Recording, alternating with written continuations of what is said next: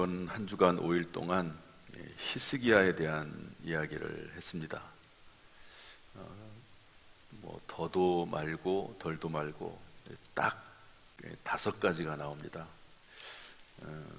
히스기야에 대한 여러 가지 좋은 면들과 또 신앙에 대해서, 그리고 그 결과 하나님이 주신 은혜에 대해서 나오고 있는데요.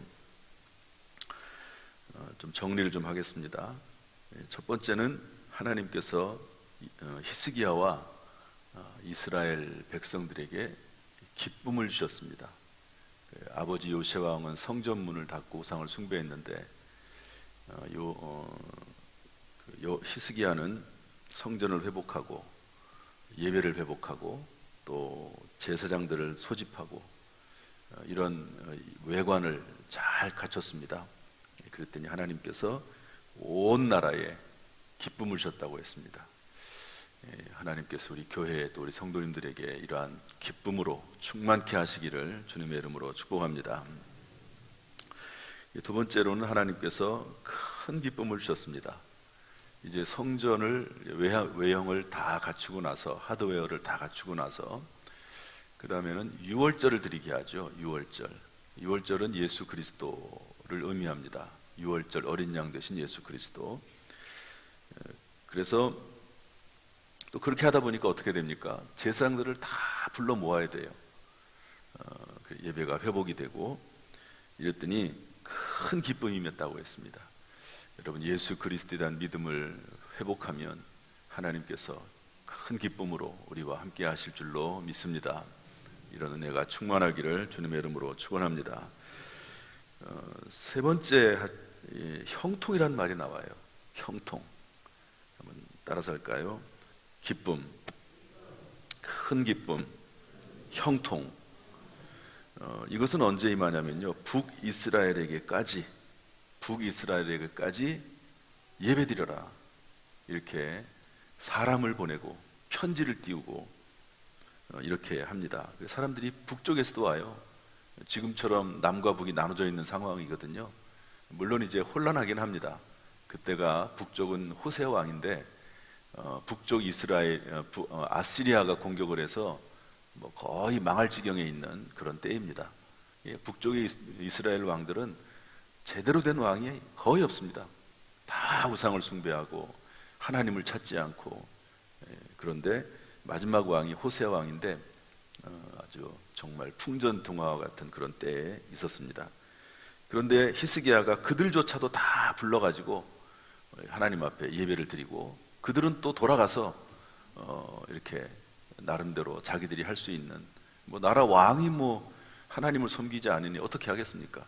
그냥 각자 자기가 할 수 있는 한도 내에서 산당을 부수고 기타 여러 가지 일들을 하게 됩니다. 그랬더니 하나님께서 히스기야 왕을 또 그 나라를 형통하게 하셨다 하는 말씀이 나옵니다. 이렇게 충성했음에도 불구하고 아수르 왕 사네립이 이제 북쪽을 멸망시키고 남쪽까지 멸망시키려고 나옵니다. 이때 아수르 왕이 히스기야 왕이 믿음 안에서 유다 백성들을 위로하고 격려합니다. 하나님이 우리와 함께 하신다. 염려하지 말아라. 두려워하지 말아라. 이게 사람의 말로 하면 힘이 없죠. 그러나 이 히스기야 왕이 하나님을 믿는 믿음 안에서 이야기를 했더니 다 받아들입니다, 백성들이. 그래서 평안한데, 사네립 왕은요, 편지를 쓰고 또 히브리 방언으로 말을 하면서 오히려 더 불안을 부추기고 그렇게 합니다. 그렇지만 히스기야가 하나님 앞에 간절히 기도하니까 한 천사를 보내서 낯이 뜨거워 서로 싸우게 되고요. 그리고 히스기야 사네립 왕은 자기 나라로 돌아가서 아들들에게 피살됩니다. 그렇게 해서 하고 나서 나오는 말이 존귀함입니다. 존귀함. 하나님께서 히스기야 왕을 존귀하게 하셨다. 여러분, 이런 은혜가 우리 가운데 있기를 주님의 이름으로 축복합니다. 오늘은 마지막 시간인데요, 이 33절에 뭐라고 되어 있냐면 죽음, 히스기야가 죽음에 이제 이르게 되고 하나님 부르시죠. 그런데 그의 죽음에 대해서 경의를 표하였더라 이렇게 되어 있습니다. 따라서 할까요? 경의를 표하였더라. 이런 말씀인데요. 우리 24절, 25절 말씀 읽어보겠습니다. 다 같이 시작. 그때에 히스기야가 병들어 죽게 되었으므로 여호와께 기도하매 여호와께서 그에게 대답하시고 또 이적을 보이셨으나 히스기야가 마음이 교만하여 그 받은 은혜를 보답하지 아니하므로 진노가 그와 유다와 예루살렘에 내리게 되었더니 26절을 마저 읽겠습니다. 시작. 히스기야가 마음의 교만함을 뉘우치고 예루살렘 주민들도 그와 같이 하였으므로 여호와의 진노가 히스기야의 생전에는 그들에게 내리지 아니하니라. 아멘. 히스기야가 병들어 죽게 됩니다. 때가 되면 병도 들겠죠. 그런데 이제 여기는 나오지 않는데요. 히스기야가 하나님 앞에 간절히 기도합니다. 이사야서에 나오는 그런 말씀인데, 병이 들어서 죽게 되었을 때 이사야 선지자가 와가지고 왕이시여 돌아가실 것입니다. 그렇게 알려줍니다. 이제 준비하라고 그렇게 알려주지요. 그랬더니 히스기야가 이사야서 38장 2절에 보니까 얼굴을 벽으로 향하여 하나님께 기도합니다. 제가 하나님 앞에 진심으로 행했던 것을 하나님이 기억해 주십시오. 정말 제가 최선을 다해서 하나님을 섬기지 않았습니까? 그랬더니 하나님께서 이사야를 통해서 살려주겠다고 이야기합니다. 그래서 몇 년을 더 살게 하죠? 15년을 더 살게 합니다. 그랬더니 히스기야 왕이 증거를 좀 보여달라고 해요. 그래서 해의 일용표, 해시계죠. 해시계가 앞으로 10도를 가도록 할 거냐, 뒤로 10도를 가도록 할 거냐. 그랬더니 앞으로 10도 가는 거는 뭐 그냥 원래 가는 거니까 그렇게 하지 말고 거꾸로 해시계가, 정말 이건 뭐 상상할 수 없는 일이죠. 그렇게 해달라고 그래서 증거를 보여주죠. 그래서 살아나게 됩니다. 어제 제가 고은 목사님 얘기하고 또 제가 잘 말씀드리는 나경일 목사님 얘기했는데 이분들은 다 죽을 수밖에 없는 분들입니다, 사실은. 그런데 하나님이 기적적으로 이들을 살려주셨듯이 히스기야 왕을 살려주셨습니다. 더구나 이적까지, 해시계로 이적까지 보여주셨어요. 그런데 여기요, 히스기야가 마음이 교만하여 그 받은 은혜를 보답하지 아니하므로, 이것은 뭐 이제 뒤에 나오는 또 다른 이야기입니다. 거기까지 제가 길게 설명은 안 하겠습니다. 그 일로 인해서 하나님께서 유다와 예루살렘에 진노하시죠. 그런데 26절에 참 중요한 말씀입니다. 히스기야가 마음의 교만함을 뉘우치고, 이렇게 되어 있습니다. 따라합시다. 마음의 교만함을 뉘우치고. 여기에 관련해서요, 이 히스기야 왕의 아버지 이야기가 나오는데 한번 이건 좀 찾아서 읽어보겠습니다. 28장 22절 말씀인데 28장 22절 말씀 한번 찾아보시죠. 28장 22절 말씀 694면인데 다 같이 읽어보겠습니다. 시작. 이 아하스 왕이 곤고할 때에 더욱 여호와께 범죄하여 오히려 우상에게 가서 절을 합니다. 아하스는 누구냐면 히스기야 왕의 아버지거든요. 히스기야 왕은 하나님 앞에 그 교만함을 뉘우칩니다. 그런데 그 아버지는요, 곤고할 때, 어려움을 당할 때 더욱 하나님께 범죄하여, 이렇게 되어 있습니다. 이것이 큰 차이입니다. 그 사람의 인생이 끝까지 잘 되는 비결은 결국 여기에 있습니다. 교만하지 않는 것, 끝까지 하나님 앞에 겸손한 것, 여기에 달려 있습니다.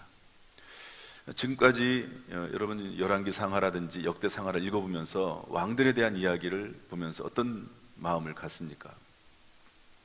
그것은요, 훌륭한 왕들도 유다 왕 쪽에서는 많이 나옵니다. 그런데 마지막에 가지고 교만한 사람들이 나와요. 교만한 왕들이 나옵니다. 그러면 끝이 좋지 않은 경우가 종종 나옵니다. 그런데 히스기야 왕은 정말 충성했죠. 근데 마지막에 잠깐 실수해요. 그리고 다윗 왕도 마찬가지입니다. 큰 실수긴 하지만 또 실수를 해요. 그런데 하나님 앞에 철저히 회개합니다. 철저히.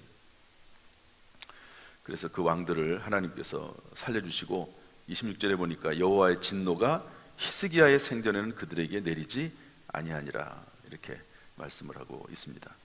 이렇게 이제 생활을 하다가 결국에는 이제 나중에 죽게 되고, 백성들은 다 경의를 표하고, 그리고 다윗 왕의 묘실 중에서 가장 높은 곳에 히스기야 왕을 모셨다 하는 그런 내용입니다. 특별히 참고로 좀 나누고 싶은 말씀은 이건데요, 중요한 말씀이 여기에 관련해서 이사야서 38장에 나옵니다. 다 한번 펴보시죠. 이사야 38장. 이사야서 38장. 하나님 앞에 병이 나았을 때, 히스기야가 병이 나았을 때에 하나님 앞에 기도한 내용이 나옵니다. 그리고 그것을 기록에 남기는데요, 38장 9절 말씀 보면 유다 왕 히스기야가 병들었다가 그의 병이 나은 때에 기록한 글이 이러하니라, 이렇게 되어 있습니다. 쭉쭉 뭐 다 읽을 수는 없고요.